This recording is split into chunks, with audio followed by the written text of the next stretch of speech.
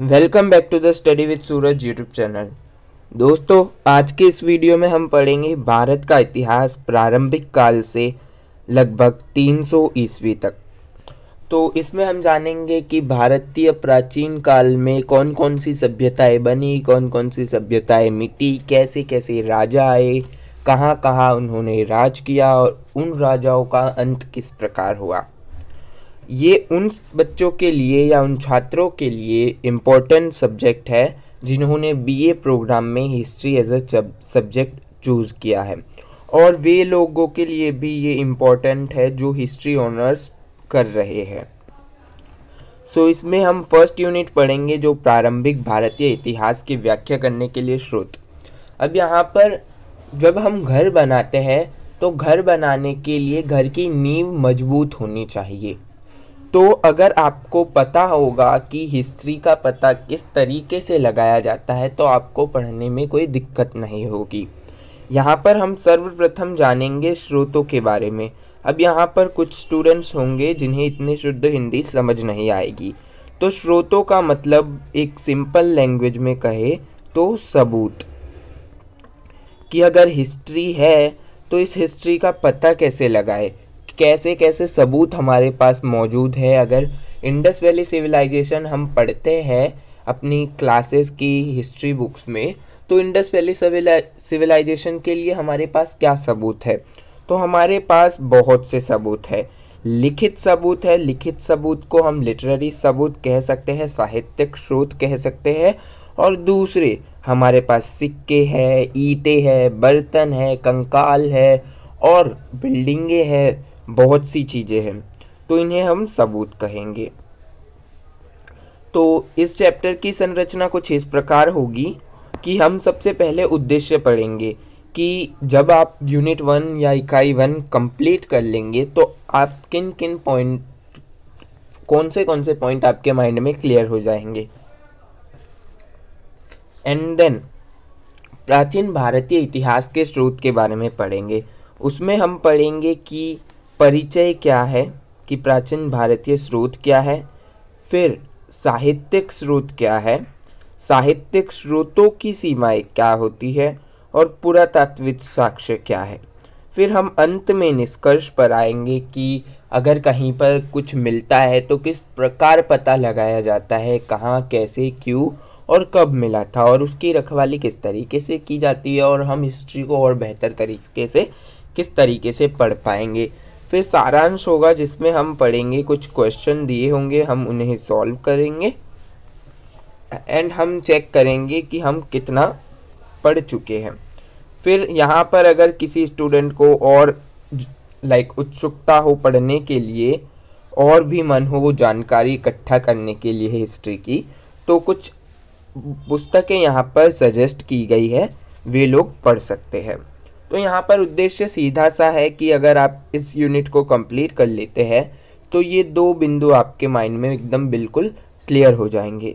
पहला कि जो प्राचीन भारतीय इतिहास है उसके स्रोतों की पहचान किस तरीके से की जाती है, कि ये पुरातात्विक स्रोत है या फिर ये स्रोत किस तरीके के हैं, साहित्यिक स्रोत है या फिर ये धार्मिक स्रोत है, बौद्धिक धार्मिक स्रोत है या जैनिज्म धार्मिक स्रोत है, किस तरीके से पता लगाया जाता है, वो एक आपके माइंड में क्लियर हो जाएगा। और दूसरी बात कि स्रोतों की सीमाएं कहाँ तक होती है, कि किस तरीके से पता लगाया जाता है कि स्रोत कितना पुराना है और किस कालखंड से जुड़ा हुआ है।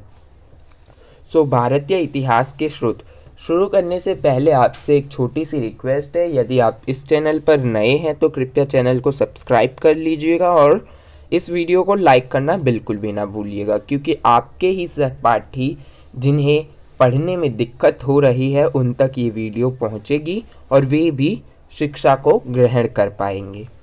सो प्राचीन भारतीय इतिहास के स्रोत। परिचय।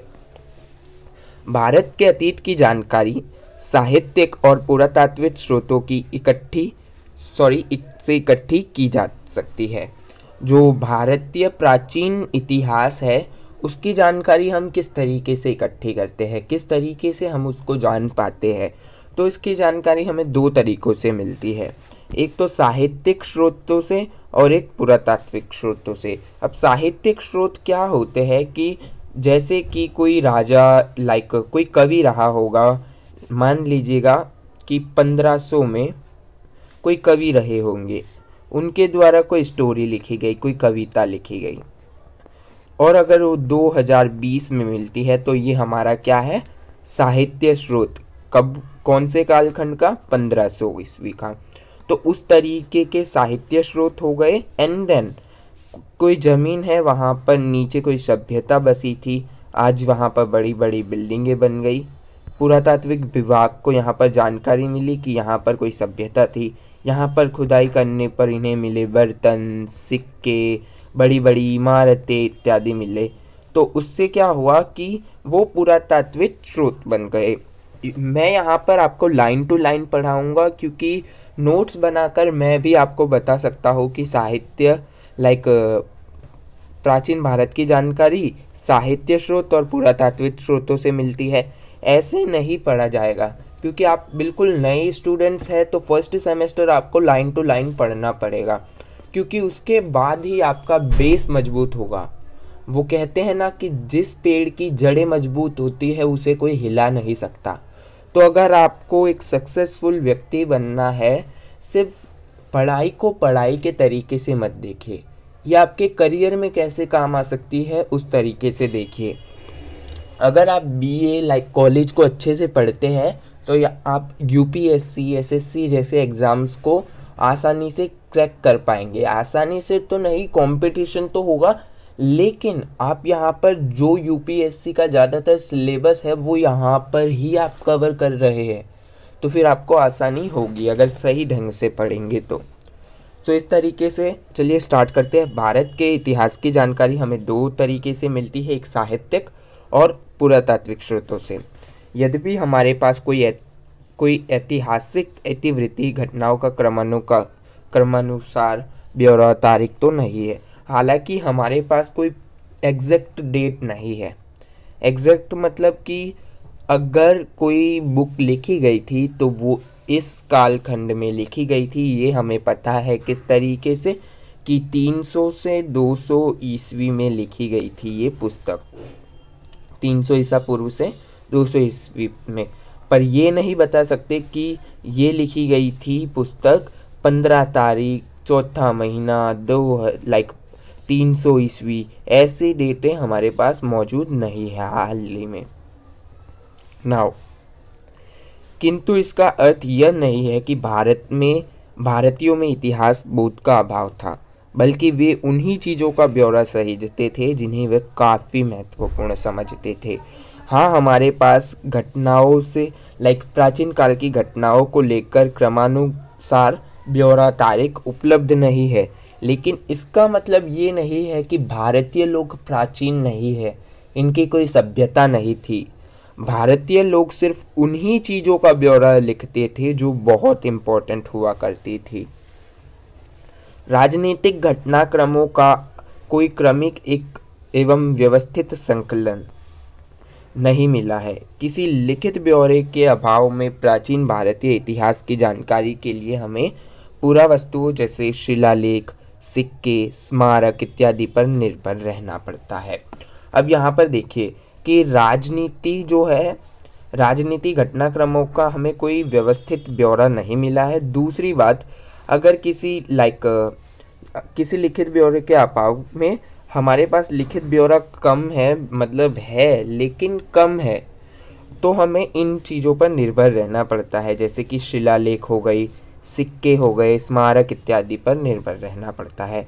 साहित्यिक स्रोतों से प्राप्त और पुरातात्विक साक्ष्यों द्वारा संपुष्ट सूचना से हमें प्राचीन काल की संपूर्ण तस्वीर बनाने में मदद मिलती है। अब हम भारतीय प्राचीन इतिहास के पुनर्निर्माण की दिशा में बारी बारी से उपलब्ध साक्ष्यों के बारे में विस्तार से पढ़ेंगे। तो भारतीय प्राचीन इतिहास को देखने के लिए हमें प्राचीन काल में मिली उन वस्तुओं को संजोए रखना पड़ता है, उन पर रिसर्च करनी पड़ती है। साहित्यिक स्रोत क्या है?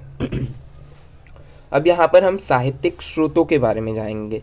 उपलब्ध साहित्य को दो वर्गों में बांटा जा सकता है। पहला देशज साहित्य, जिसे पुनः दो भागों धार्मिक और धर्मेतर साहित्य में विभाजित किया जाता है, और दूसरा विदेशी यात्रियों द्वारा लिखित साहित्य। अब जो साहित्य है उसे भी दो भागों में डिवाइड किया गया है। पहला देशज, देशज का मतलब वो होता है जो लोकल लोगों द्वारा लिखा गया हो, जैसे कि दिल्ली है, दिल्ली में रहने वाले व्यक्ति दिल्ली को जानते हैं। अब दिल्ली में रहने वाला व्यक्ति ही दिल्ली के बारे में लिखेगा, मतलब लोकल व्यक्ति हो गया, तो उसे हम देशज कहेंगे। ओके, लेकिन अगर कोई व्यक्ति आता है अमेरिका से और लिखता है दिल्ली के बारे में, तो उसे क्या कहेंगे? विदेशी यात्रियों द्वारा लिखा गया साहित्य। और जो देशज है, देशज साहित्य है, उसे भी दो भागों में बांटा गया है, एक धार्मिक और एक धर्मेतर। सो देशज साहित्य के बारे में अब जानते हैं हम। धार्मिक ग्रंथ। अधिकतर प्राचीन भारतीय साहित्य धार्मिक प्रवृत्ति के हैं, जिन्हें अतीत को सहेजने की दृष्टिकोण से नहीं लिखा गया। बहुत से जो लिखित हमारे पास साहित्य पुस्तकें हैं वो धार्मिक प्रवृत्ति की है। मतलब अगर आप प्राचीन काल में जाए तो वहाँ पर कौन थे? चाणक्य थे। अगर हम श्रीमद् भगवत कथा देखें तो वो भी धार्मिक है। महाभारत धार्मिक पुस्तक है। तो उस तरीके के लिटरेचर हमें मिलते हैं जिन्हें जो पुरातत्वविद है, हिस्टोरियंस है, वो कहते हैं कि धार्मिक प्रवृत्ति के हैं। सामाजिक धार्मिक ग्रंथों को ब्राह्मण, बौद्ध और जैन साहित्यों में वर्गीकृत किया जाता है। जो हमें आज तक के साहित्यिक मिलते हैं, ग्रंथ मिलते हैं, साहित्यिक धार्मिक ग्रंथ, उन्हें तीन भागों में डिवाइड किया गया है हिस्टोरियंस द्वारा। पहला ब्राह्मण, बौद्धिज्म और जैनों के द्वारा। सो ब्राह्मण साहित्य को पढ़ते हैं। ब्राह्मण साहित्य में चार वेद है: ऋग्वेद, सामवेद, यजुर्वेद, अथर्ववेद। ब्राह्मण ग्रंथ आरण्यक, उपनिषद, दो संस्कृत महाकाव्य रामायण और महाभारत, पुराण और धर्मशास्त्र इत्यादि ब्राह्मण साहित्य के अंतर्गत आते हैं। तो ब्राह्मण साहित्य के अंतर्गत क्या क्या चीज़ें आती है, आप इन चीज़ों को गौर कीजिएगा, लिखने में आपको सहायता मिलेगी। ऋग्वेद, सामवेद, यजुर्वेद, अर्थवेद। ब्राह्मण ग्रंथ और आरण्यक, उपनिषद, दो संस्कृत महाकाव्य रामायण, महाभारत, पुराण, धर्मशास्त्र इत्यादि, ये सब ब्राह्मण साहित्य में आते हैं। प्रत्येक वेद के चार भाग है, प्रत्येक वेद के चार भाग है, चार वेद, प्रत्येक चार वेद है, वेद नंबर 1, 2, 3 और 4। अब इन चारों वेदों के भी चार चार भाग है। ओके, आई होप कि आप समझ पा रहे हैं। तो इस तरीके से है भारत में ब्राह्मण्य साहित्य। नाउ प्रत्येक वेद के चार भाग है: संहिता, ब्राह्मण, आर्यक और उपनिषद। ये चारों प्रत्येक वेद के भाग है। वैदिक संहिताएं उनके दर्शन, धर्म आदि के अलावा आर्यों के जीवन का विवरण प्रस्तुत करती है। जो वैदिक संहिताएं है वो भारत के दर्शन, धर्म और उनसे भी अलग आर्यों के जो जीवन यापन का तरीका था उनके बारे में भी हमें जानकारी देती है। ब्राह्मण ग्रंथ संहिताओं की टीकाएं और गद्य व्याख्याएं हैं। ये मुख्यतः धार्मिक अनुष्ठानों से संबंधित है। वे बलि अनुष्ठान और उनके परिणाम की जानकारी देते हैं।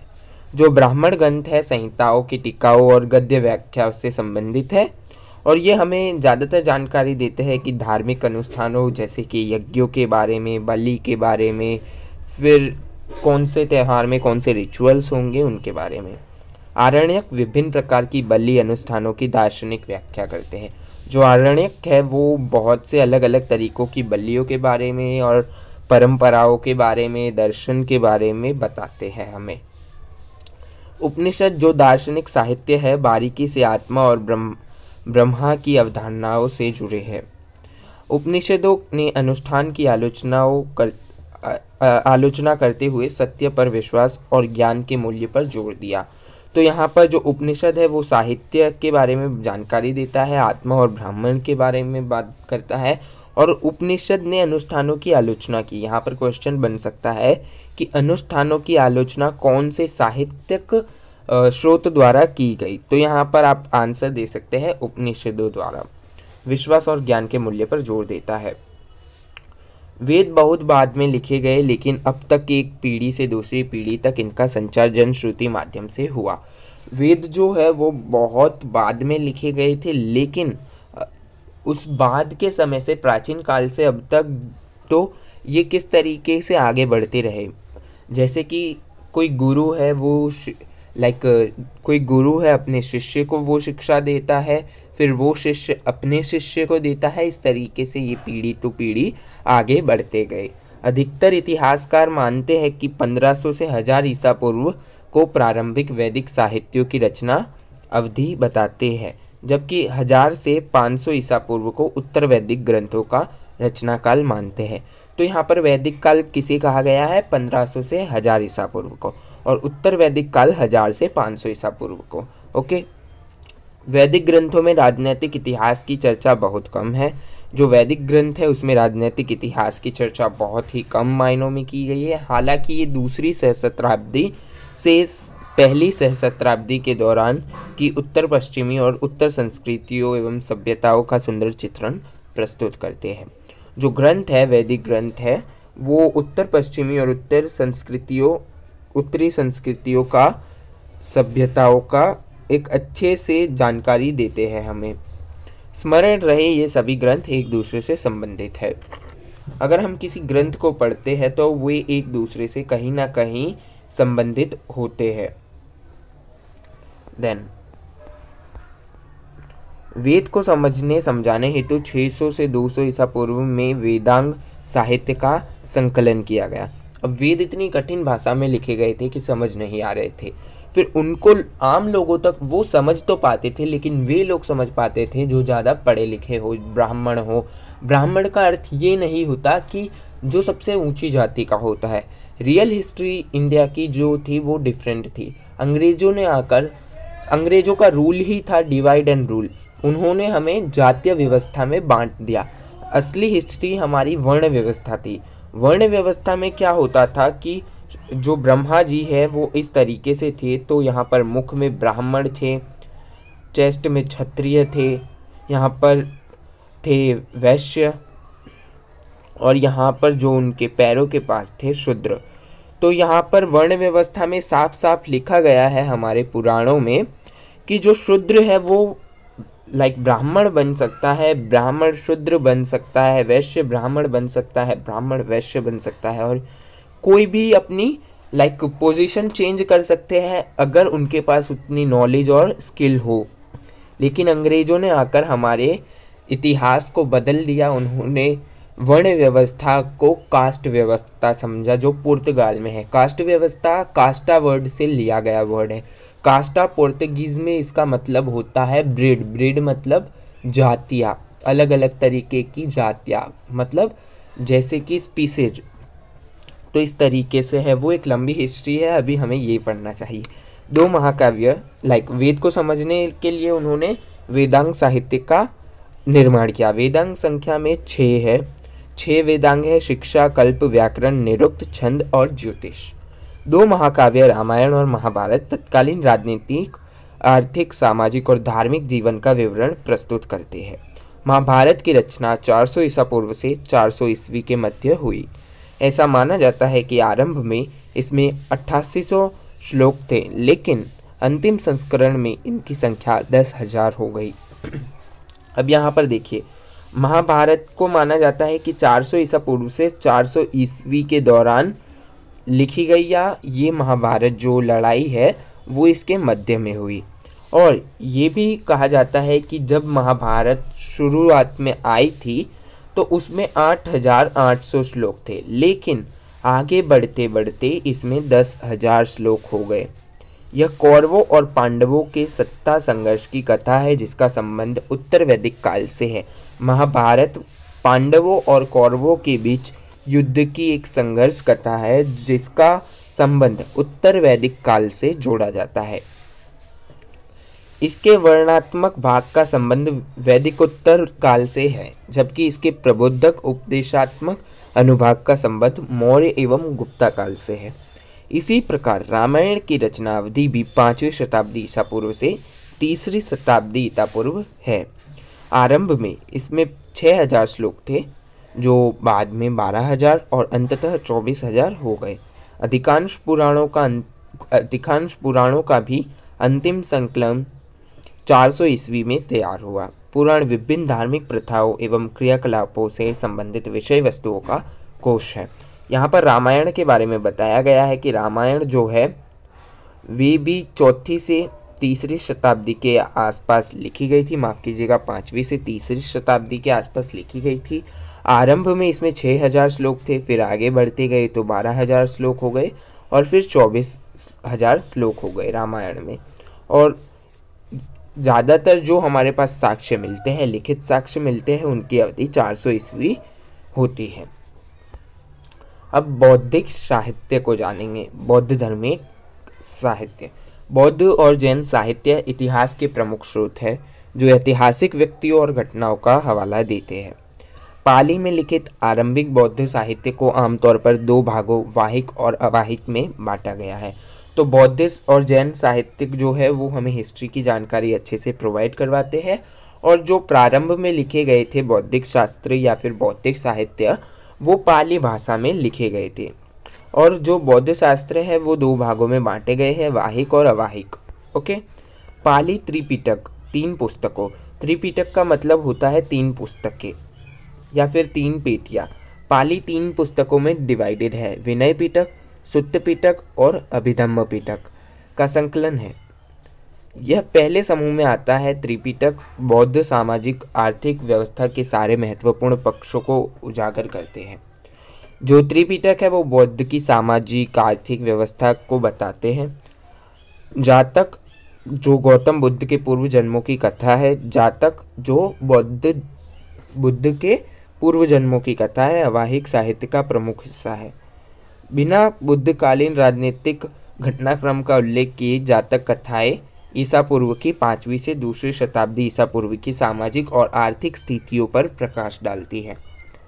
मिलिंद पन्हो ईसा पूर्व 2री शताब्दी ईसा की 1ली शताब्दी, पाली ऐतिहासिक ग्रंथ दीपवंश 4वीं 5वीं शताब्दी और महावंश 5वीं शताब्दी, और कई अन्य बौद्ध साहित्य जो संस्कृत या मिश्रित संस्कृत पाली में है, जैसे महावस्तु, ललित वस्तु, दिव्यवादम, अश्वघोष का बुद्धचरित इत्यादि तत्कालीन समाज के सामाजिक, धार्मिक, राजनीतिक और आर्थिक इतिहास का पुनर्निर्माण करते हैं।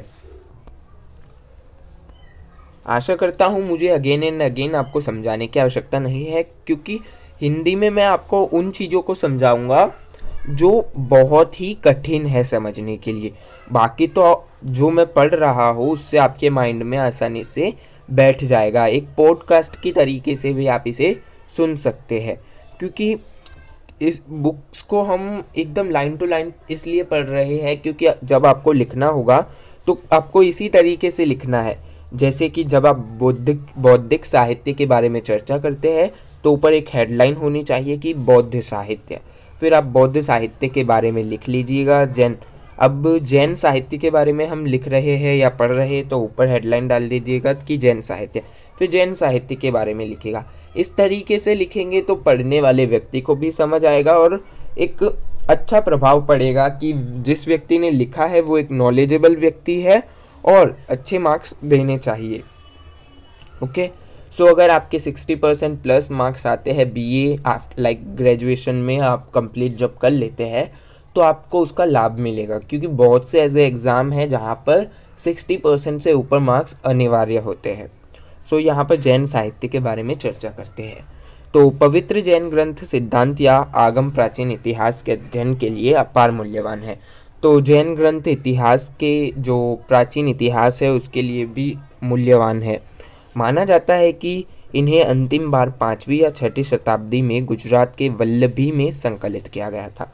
ये कहा जाता है कि अंतिम बार इसको गुजरात के वल्लभी कोई जगह होगी वहाँ पर अंतिम बार संकलित या फिर लिखा गया था। प्राकृत में रचित ये ग्रंथ महावीर के काल बिहार और उत्तर प्रदेश की राजनीतिक इतिहास के पुनर्निर्माण संबंधी उपयोगी एवं महत्वपूर्ण जानकारियों से भरे हैं। तो देखिएगा, जो बौद्ध साहित्य है वो किस भाषा में लिखे हुए हैं? पाली भाषा में। आपको ये याद रखना है, पाली भाषा। फिर जो ब्राह्मण साहित्य है वो किस भाषा में लिखे हुए हैं? संस्कृत भाषा में। और जो जैन साहित्य है वो लिखे हैं प्राकृत में। ओके, सो आपको ये याद रखना है। तो जो जैन साहित्यक है वो हमें भगवान महावीर के काल के बारे में बताते हैं, बिहार और उत्तर प्रदेश की राजनीतिक इतिहास के बारे में हमें महत्वपूर्ण जानकारियाँ देते हैं। अवाहिक जैन साहित्य जो अंशतः प्राकृत और अंशतः संस्कृत में है। अवाहिक जो है वो संस्कृत और प्राकृत दोनों ही भाषाओं में उपलब्ध है। हमें जैन तीर्थंकरों और तत्कालीन व्यापारियों के विषय में विस्तार से बताते हैं। ये हमें उन जैन तीर्थंकरों, जैसे कि जैन धर्म में 24 तीर्थंकर थे। ओके, तो इन 24 तीर्थंकरों के बारे में बताते हैं और व्यापारियों के बारे में बताते हैं। 8वीं से 9वीं सदी के हेमचंद्र द्वारा संकलित जैन पुराण किसके द्वारा संकलित की गई थी? हेमचंद्र द्वारा। जैन धर्म और संस्कृति पर महत्वपूर्ण आंकड़े उपलब्ध कराते हैं। अब यहाँ पर धर्मेतर साहित्य के बारे में पढ़ते हैं कुछ।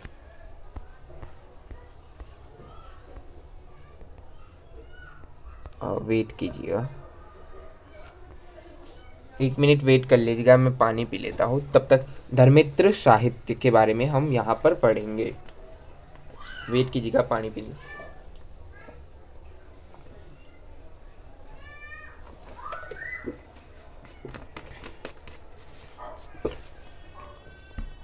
ओके, सो धर्मेतर साहित्य। अधिकांश धर्मेतर साहित्य धर्मशास्त्र, जीवन चरित, इतिहास, राजनीति और व्याकरण, शास्त्रीय संस्कृत साहित्य और कई वैज्ञानिक कार्यों के रूप में है। यहाँ सबका उल्लेख संभव नहीं है, इसलिए हम केवल प्रत्येक शीर्षक के तहत कुछ का उल्लेख करेंगे। हमारे पास धर्मेतर साहित्य तो बहुत सारे अवेलेबल है, जिसमें धर्मशास्त्र के बारे में, जीवन के बारे में, इतिहास के बारे में, पॉलिटी के बारे में, ग्रामर के बारे में, शास्त्रीय संगीत के बारे में, साहित्य, विज्ञान और अनेक चीज़ों के बारे में जानकारी प्राप्त होती है। और अगर हम सभी का उल्लेख इसमें करने जाएंगे तो ऐसी 10 पुस्तकें सिर्फ नोट्स की तरीके से ही भर जाएगी। तो हम यहाँ पर कुछ ऐसे साहित्यों के बारे में चर्चा करेंगे जो इम्पोर्टेंट है, जैसे कि धर्मशास्त्र, धर्मसूत्र और हर्षचरिता, चाणक्य की अर्थशास्त्र। उस तरीके से हम आगे बढ़ते जाएंगे। अधिकांश धर्मेतर साहित्य धर्मशास्त्र, जीवन चरित, इतिहास, राजनीति, व्याकरण के बारे में हमें बताते हैं। धर्मशास्त्र 500 से 200 ईस्वी और स्मृति ईसा पूर्व लगभग 900 ईस्वी, 200 ईसा पूर्व से लगभग 900 ईस्वी अपनी टिप्पणियों के साथ एक साथ धर्मशास्त्र कहलाते हैं। अब यहाँ पर देखिए कि धर्मशास्त्र क्या है, तो यहाँ पर कुछ मिस्टेक हुई है। ये धर्मशास्त्र नहीं होंगे, धर्मसूत्र होंगे। ठीक है, धर्मसूत्र जो लिखा गया था वो था 500 से 200 ईस्वी के बीच, और स्मृति जो है, स्मृतियाँ, वो 200 से 900 ईस्वी के दौरान लिखी गई। जब हम इन दोनों को धर्मसूत्र को और स्मृति को जोड़कर पढ़ते हैं तो वे धर्मशास्त्र कहलाते हैं। ओके, ये व्यक्तिगत, नागरिक और आपराधिक कानून के अलावा सामाजिक व्यवहार के नियमों की किताब है। आप इसे ऐसा कह सकते हैं कि ये कानून की किताब है। इसमें व्यक्ति क्या करेगा, नागरिक के क्या अधिकार है, किस अपराध के लिए क्या सज़ा दी जाती है और सामाजिक व्यवहार किस तरीके से बनाए रखना है, उस तरीके की जानकारी हमें प्रोवाइड करवाता है। इनसे हम उन दिनों में प्रचलित सामाजिक व्यवहारों के बारे में अनुमान लगाते हैं कि प्राचीन भारत में किस तरीके के लोग थे, किस तरीके से अपना जीवन यापन करते थे, उनकी सामाजिक परंपराएं क्या थी, वैसी जानकारी हम यहाँ से प्राप्त करते हैं। अश्वघोषकृत बुद्धचरित और सौंदरनंद बाणभट्ट की हर्षचरित आदि कुछ प्राचीन काल के जीवन चरित्र है। जीवन चरित्र मतलब बायोग्राफी। बायोग्राफी आपने ज़रूर देखी होगी, जैसे कि गांधी की बायोग्राफी, भगत सिंह जी की बायोग्राफी एंड सरदार वल्लभ भाई पटेल जी की बायोग्राफी आदि। ओके, जीवन चरित्र का मतलब ये होता है। तो यहाँ पर बाण भट्ट की हर्षचरित है, बुद्ध चरित सौंदर्यानंद की है, अश्वघोषकृत। ओके, ये सारी क्या है, जीवन चरित्र। 12वीं सदी के कश्मीर के घटनाक्रमों पर आधारित कल्हण, क्या, कश्मीर के घटनाक्रमों पर आधारित कल्हण की रात रंगिनी आरंभिक इतिहास के लेखन का एक अद्भुत नमूना है। राजनीति और व्याकरण पर उल्लेखनीय लेखन में शामिल है कौटिल्य का अर्थशास्त्र, जो प्राचीन भारतीय राजनीति और अर्थव्यवस्था के अध्ययन के लिए महत्वपूर्ण है। कौटिल्य का अर्थशास्त्र ओके उपलब्ध कराता है हमें जानकारी, किसके लिए प्रोवाइड करवाता है, प्राचीन भारत की राजनीति के बारे में और अर्थशास्त्र के बारे में। और पाणिनि का अष्टाध्याय, जो मौर्य काल के पूर्व के जनपदों के बारे में बताता है। जैसे कि मौर्य काल के दौरान 16 महाजनपद थे, उनके बारे में हमें जानकारी कौन प्राप्त करवाता है, पाणिनि का अष्टाध्याय। पतंजलि का महाभाष्य पाणिनि के अष्टाध्याय पर टीका है, लेकिन साथ ही यह उत्तर मौर्य काल पर प्रकाश डालता है। जहां आर्यभट्ट का आर्यभट्टी और वराहमिहिर का बृहत संहिता महत्वपूर्ण खगोल शास्त्री ग्रंथ है। खगोल शास्त्री मतलब जो आकाशीय विज्ञान होता है। आकाशीय विज्ञान मतलब जो चंद्रमा, तारों, फिर गैलेक्सीज और आकाश के ऊपर रिसर्च करते हैं। चरक संहिता और सुश्रुत संहिता प्रमुख चिकित्सा ग्रंथ है। चिकित्सा ग्रंथ मतलब आयुर्वेद से रिलेटेड। प्राचीन काल के नाटक जिनमें भारत रचित दूतवाक्य, बालचरित और स्वपन्न वादता, विशाखदत्त का देवी चंद्रगुप्त और मुद्रा राक्षस और कालिदास के काव्य और नाटक यथा अभिज्ञा शाकुंतलम, रघुवंश, मालविकाग्निमित्रम इत्यादि अपने अपने काल के सामाजिक और राजनीतिक स्थितियों को परिलक्षित करते हैं। संस्कृत ग्रंथों के अतिरिक्त कुछ तमिल कृतियाँ भी हैं, जिनमें संगम साहित्य सबसे प्रमुख है। तमिल प्रवृत्तियों में संगम साहित्य सबसे इम्पोर्टेंट है, प्रमुख है। यह ईस्वी सन के प्रारंभ में संकलित किया गया था। संगम साहित्य तत्कालीन तमिलनाडु और केरल की संस्कृतियों के सामाजिक, राजनीतिक और आर्थिक पक्षों की महत्वपूर्ण जानकारी हमें देता है। अब विदेशी साहित्य के बारे में पढ़ते हैं। विदेशियों या विदेशी यात्रियों के विवरण देशज साहित्य के पूरक है। देशज साहित्य आप जानते हैं कि लोकल व्यक्तियों द्वारा लिखे गए, और विदेशी साहित्य आप जानते हैं कि बाहर से आए हुए व्यक्तियों द्वारा लिखे गए साहित्य। ओके, सो एक ग्रीक लेखक द्वारा भारतीय युवराज सेंड्रोकोटस का अलेक्जेंडर के समकालीन के रूप में उल्लेख का आशय संभवतः चंद्रगुप्त मौर्य से है।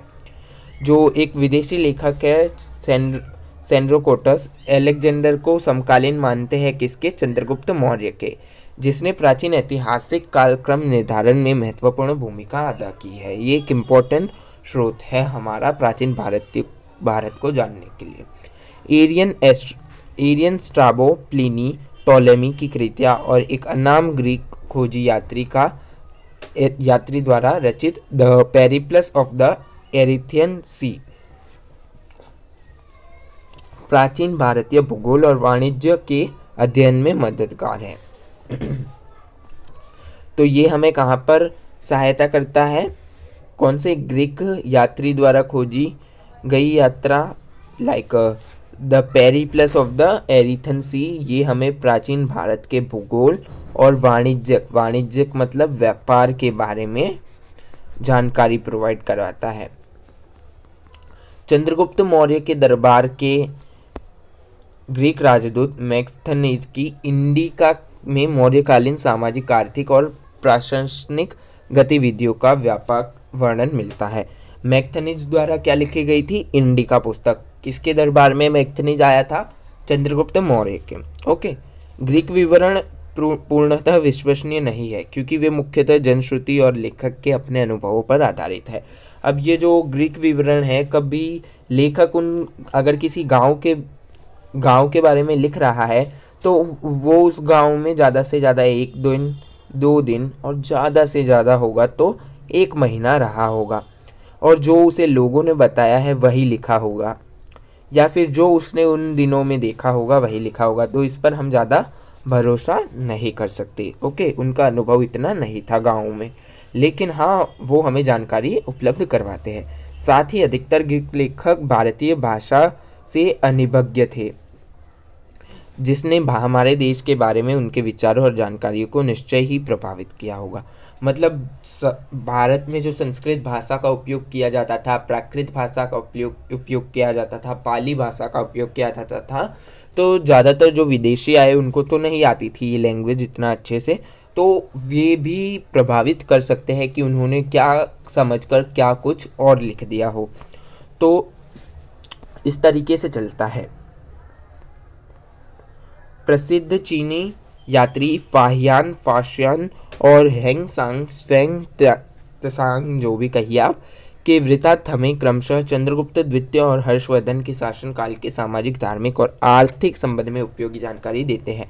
अब ये जो चीनी 2 यात्री आए थे, फाजियान और हेंगजांग, वो हमें जानकारी प्रोवाइड करवाते हैं चंद्रगुप्त द्वितीय और हर्षवर्धन के शासनकाल की सोसाइटी के बारे में, अर्थात सामाजिक, रिलीजियस एंड आर्थिक संबंध में उपयोगी जानकारी देते हैं। अब साहित्य स्रोतों की सीमाएं कहाँ तक होती है? यदि हमें सिर्फ साहित्य स्रोत पर ही निर्भर रहना पड़ता तो हमारी ये जानकारी अधूरी रह जाती। प्राचीन भारत के इतिहास के अध्ययन में सबसे बड़ी बाधा है किसी निश्चित काल निरूपण का अभाव। अब अगर हम सिर्फ प्राचीन भारत के इतिहास को जानने के लिए सिर्फ ये लिखित यानी कि साहित्य दस्तावेज पर ही निर्भर रहे तो हमारी जानकारी भी आती रहेगी, और हमारे पास एकदम एग्जैक्ट समय भी नहीं है कि इस कालखंड में कौन सी पुस्तक लिखी गई थी। तो ये डिफ़िकल्टीज़ है हमारे सामने। तो सौभाग्य से सिक्कों, अभिलेखों और स्मारकों के रूप में इस काल के विद्यमान अवशेषों से इस कमी की भरपाई हो गई है। तो अब यहाँ पर पुरातात्विक जो साक्ष्य है, सिक्के, फिर इमारतें और भी बहुत कुछ, उससे जो कुछ कमी रह रही थी उसमें बहुत ज़्यादा भरपाई हो गई है। हमारे पास अतीत के क्रमबद्ध दस्तावेज नहीं है क्योंकि समय बीतने के साथ कुछ नष्ट हो गए। हमारे पास अतीत के वो स्पष्ट दस्तावेज नहीं है, जैसे कि कोई 2001 में लिखा गया तो 2002 में लिखा गया दस्तावेज गायब है क्योंकि समय इतना नहीं था तो वो नष्ट हो गया। एक एग्जाम्पल दे रहा हूँ, जो है जैसे दरबारी कवियों की रचनाएं एवं विदेशी विवरण, उनमें पूर्वग्रह और अतिरंजना होने के कारण उस काल का वास्तवनिष्ठ मूल्यांकन नहीं हो पा रहा। जो है वो दरबारियों के द्वारा लिखे गए हैं तो उसमें भी अपने राजा के बारे में अच्छी बातें कहीं पर लिखी गई है तो कहीं पर जलन के कारण बुरी बातें, तो उनसे एकदम परफेक्ट रिजल्ट नहीं मिलता है। यहीं पर अतीत के विद्यमान अवशेष इतिहासकारों को समय की घटित घटनाओं उसके निष्पक्ष और वास्तविक मूल्यांकन में मदद करते हैं। अब यहाँ पर 2 क्वेश्चन है आपको सॉल्व करने हैं और अगला पार्ट मैं इस क्वेश्चन के बाद कल बनाऊंगा। तो इसमें 2 क्वेश्चन है कि निम्नलिखित कृतियों के रचनाकार का नाम बताइए। बुद्धिचरित मैंने पीछे बोला है आपको, हर्षचरित, अष्टाध्याय, अर्थशास्त्र, नीतिशास्त्र, महाभाष्य, मुद्राक्षराक्षस, स्वप्नास्वादता, रघुवंश। निम्नलिखित से संबंधित 2 ग्रंथों का नाम बताइए, बौद्ध साहित्य और जैन साहित्य। मिलते हैं नेक्स्ट पार्ट में। आज के लिए इतना ही, धन्यवाद। यदि आपने इस वीडियो को लाइक नहीं किया है तो लाइक कर लीजिएगा और चैनल को ज़रूर सब्सक्राइब कीजिएगा। धन्यवाद।